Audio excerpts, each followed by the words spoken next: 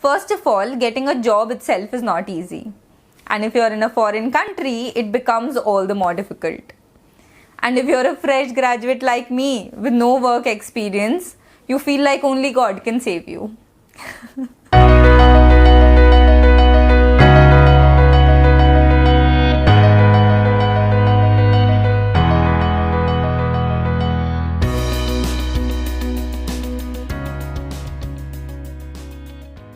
Hi guys, I am Neha Agrawal. I'm an alumnus of NTU Singapore and I studied and worked in Singapore for almost 3 years.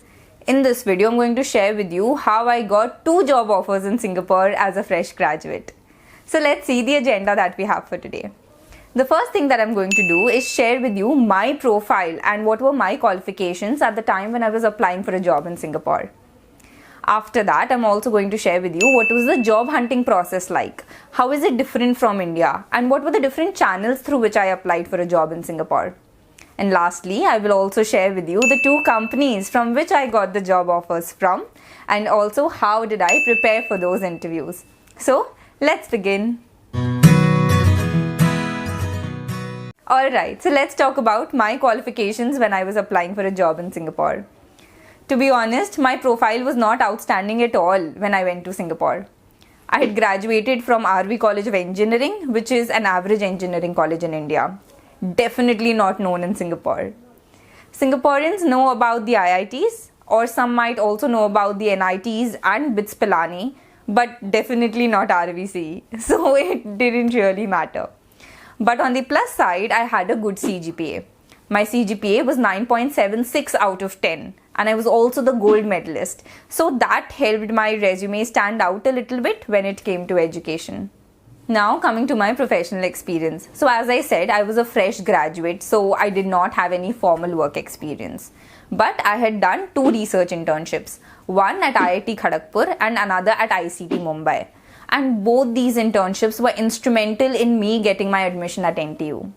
But did they even play a role in me getting job interviews? I am not so sure. Apart from this, I also had 2 conference presentations where I had presented my research work. And I had few leadership experience as well in few clubs and societies of college, again which a lot of students have, so nothing out of the box really. But after I joined NTU, I think my profile improved considerably. Also, always remember that whenever you're applying for a job in a foreign country, the experience that you hold in that country is very important. So same applies for Singapore. The experience that you have in Singapore matters a lot. So when I was studying at NTU Singapore, I had a CGPA of 5 out of 5, which almost nobody did. So that stood out again. I was also doing my research work under the supervision of an NTU professor. Apart from that, I was working as a communication coach where I helped NTU students in improving their communication skills. This was a very unique experience on my profile that almost nobody had. And finally, I was also working as a secretary for the graduate student club at NTU. So I would say that the Singapore experience did look pretty good on my resume as compared to my undergrad experience. I also feel it was quite diverse and I had hit almost all the check boxes, whether it was good education qualification, research exposure, soft skills experience and leadership experience. So this is what my profile looked like when I got 2 job offers in Singapore. Coming to the job hunting process. The so-called placement process that we have in India doesn't exist in a foreign country.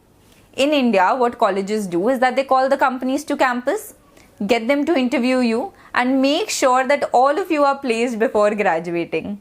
Well, it doesn't work like that in a foreign country. What colleges do to help the students get jobs is that they organize career fairs. A career fair is a 3 to 4 day event where the companies come to campus, put up their stalls and have 3 to 4 representatives. One representative can be a technical person, one can be an HR, and one can also be your college alumni. What you are supposed to do is visit the career fair, go to the individual stalls of those companies, and then network with the representatives. You can also share your resume with them. Ask them about the opportunities that are available in the company and what is the kind of work they do. You can also share your profile. Tell them what you have done in your career so far and how you can contribute to their company. Some companies might go through your resume there and then and give you an interview date. Others might keep your resume and contact you at a later date, while others will tell you to apply for an opening on their company website. So you see, there is no guarantee that you will get an interview if you attend these career fairs. When I started my job hunting process, there were 2 career fairs at NTU which I attended, but those alone were not enough to guarantee me a job. Also, I was graduating in December, while most of the companies had job openings in June or July, because that is when most of the students used to graduate. So the entire job hunting process became even more challenging. So what I did was an extensive research of all the companies that were there in Singapore which were related to my field. And then I started applying to the jobs on their company's website one by one. There was also an internal portal at NTU where companies used to post internships, part-time or full-time jobs. So I used to keep checking that occasionally and apply for some relevant positions there as well. Apart from that, I used to also keep a lookout for open positions on LinkedIn, Glassdoor, Job Central, Job Street, and other job hunting websites. And lastly, I built a very strong network of friends and alumni around me.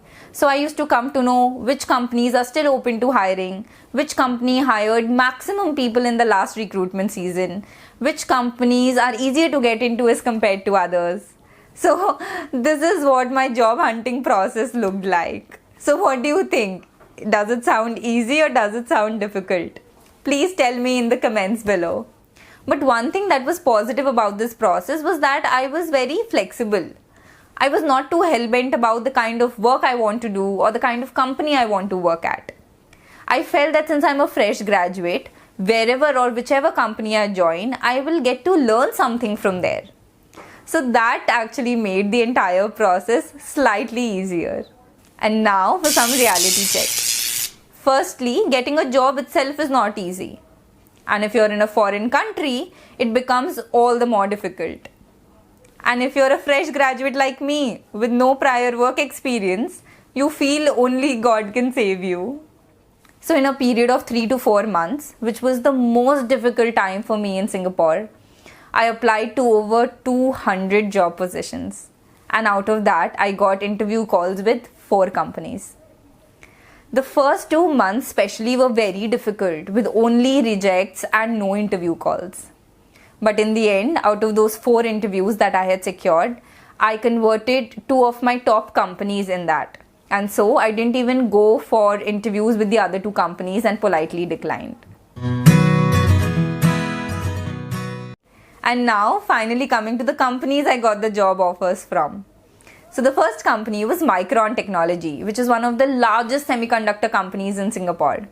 And the other one was ExxonMobil in Singapore. And I'm sure a lot of you would know it's one of the largest energy companies in the world. So in the end, I decided to go ahead with ExxonMobil Singapore because the kind of work they were doing was more related to my field of study. So how did I get job offers from these 2 companies? How did I even get those 4 interview calls? Was it only because of my profile?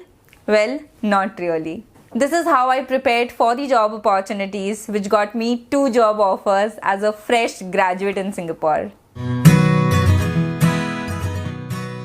I attended some career workshops at NTU where they taught us how to write a resume properly. Based on those guidelines, I prepared my resume and then took it back to the career office for it to be reviewed. I incorporated all the feedback and after that my resume looked really good, with all the key things highlighted, showcasing my skills and experiences in the best possible way. So my suggestion would be that you attend a resume workshop, even if you're in India. Learn how to prepare a resume properly and also get feedback on your resume from an expert. This will help you stand out from the other applicants, especially if you're a fresh graduate like me. So when I got the interview calls, I attended some sessions on interview preparation. What are the kind of questions you can face in an interview? How should you portray yourself? What should you even wear in an interview, etc. When I was in my undergrad, I had never received such training.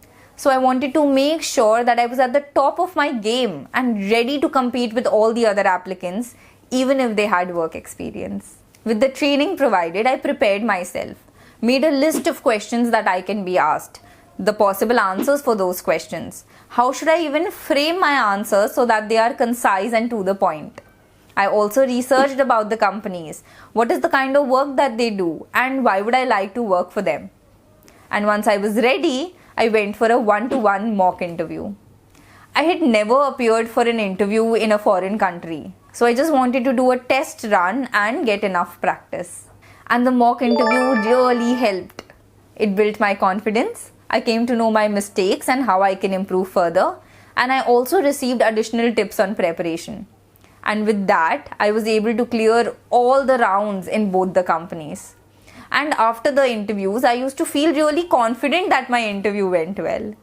A lot of people ignore these small things, like building a good resume, going for a mock interview, but these were game changers for me that got me those job offers.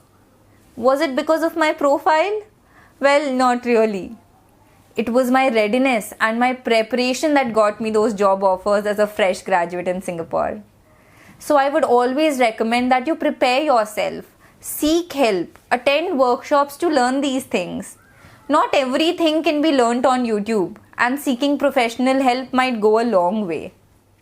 So guys, that's all I wanted to share with you about my experience. From my learnings in Singapore and also my work as a communication coach, I now offer workshops on resume building, GDs and interviews for those of you who wish to get a head start in your career preparation. You can register for a free demo on my website. The link is given in the description.